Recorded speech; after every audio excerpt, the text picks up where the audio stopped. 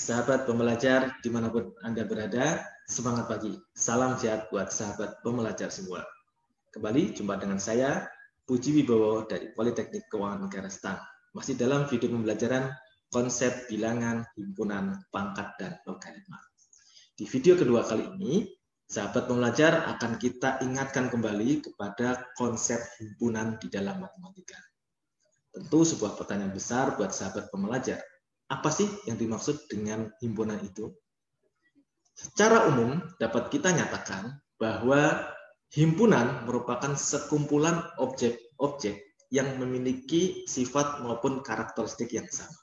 Sebagai contoh, himpunan mahasiswa akuntansi, maka akan terdiri dari kumpulan mahasiswa-mahasiswa yang berada di dalam program studi akuntansi. Demikian juga kalau kita terapkan di dalam konsep matematika, kita mengenal adanya himpunan bilangan ganjil misalkan. Maka di dalam himpunan bilangan ganjil itu akan terdiri dari anggota-anggota himpunan yang terdiri dari 1, 3, 5, 7, dan seterusnya yang merupakan bilangan-bilangan ganjil. Itu yang dimaksud dengan himpunan. Nah, bagaimana hubungan himpunan ini dengan himpunan yang lain akan kita tunjukkan pada slide berikutnya. Sahabat pembelajar, sebagai contoh kita punya semesta bilangan yang terdiri dari 1, 2, 3, dan seterusnya sampai angka 9. Ya, sebagaimana yang kita perlihatkan di dalam kotak berwarna oranye ini. Ya. Kemudian kita juga punya himpunan bilangan yang terdiri dari himpunan A beranggotakan 1 dan 2. Kemudian himpunan B terdiri dari 1, 2, 3. Dan himpunan C terdiri dari 3, 4, 5. Dalam hal ini, sahabat pembelajar bisa amati bahwa himpunan A, himpunan B, dan himpunan C terdiri dari bilangan-bilangan yang merupakan anggota semesta. Ya, anggota semesta bilangan yang terdiri dari 1 sampai 9. Kebetulan saja di sini himpunannya hanya terdiri dari 1 sampai 5. Itu bukan berarti angka yang lain tidak dipakai, tapi dipakai oleh himpunan bilangan yang lain. Ya. Nah, bagaimana kita coba menghubungkan antara satu himpunan dengan himpunan yang lain? Jadi yang pertama, ada namanya operasi himpunan.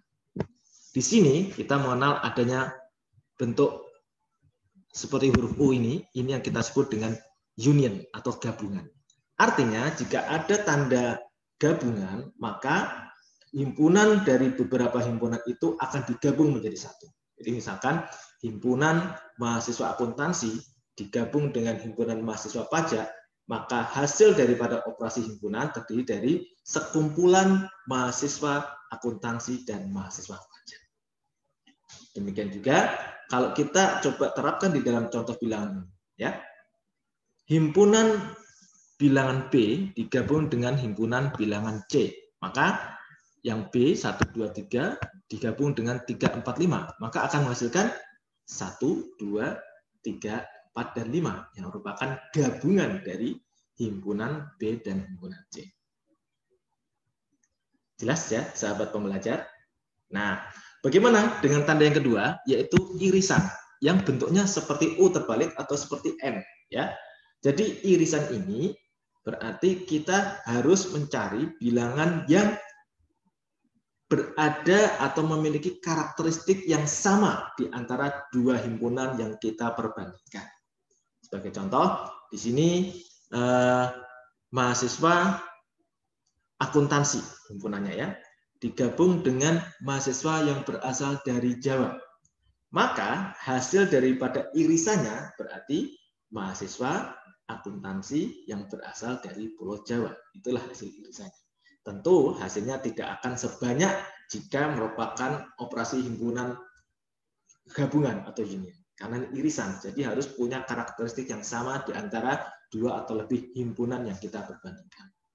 Nah, di dalam contoh ini ada himpunan bilangan B beririsan dengan himpunan bilangan C, maka kita cari mana yang ada di himpunan B dan ada juga di himpunan bilangan C. Ternyata hanya angka 3 yang memenuhi ini. Sehingga hasil dari irisan B dan C adalah bilangan 3. Nah, kalau sahabat pembelajar perhatikan, ketika kita gambarkan itu di dalam sebuah diagram Venn, namanya diagram Venn, maka yang namanya union berarti A digabung dengan B, maka hasilnya semuanya diarsir, ya, A maupun B semuanya diarsir. Tapi yang namanya irisan atau nama lainnya adalah intersection, ya. Ketika A beririsan sama B, maka ya, yang diarsir hanya yang memenuhi keduanya, berarti ada di tengah-tengah. Kemudian ada satu lagi, sahabat pembelajar, yang namanya komplement. Komplement artinya melengkapi dari bilangan yang tidak ada di himpunan tersebut. Itu namanya komplement sebagai pelengkap. Ya. Sebagai contoh, ini A adalah himpunan yang tadi terdiri dari 1, 2, 3. Maka yang namanya komplement berarti angka di luar 1, 2, 3. Maka yang kita arsir adalah yang di luar A ini. Berarti terdiri dari, kalau menurut semesta yang tadi, yang warna kuning, berarti terdiri dari 3, 4, 5, dan seterusnya. Itu namanya komplement A. Demikian ya, sahabat pembelajar, berhubungan dengan operasi himpunan.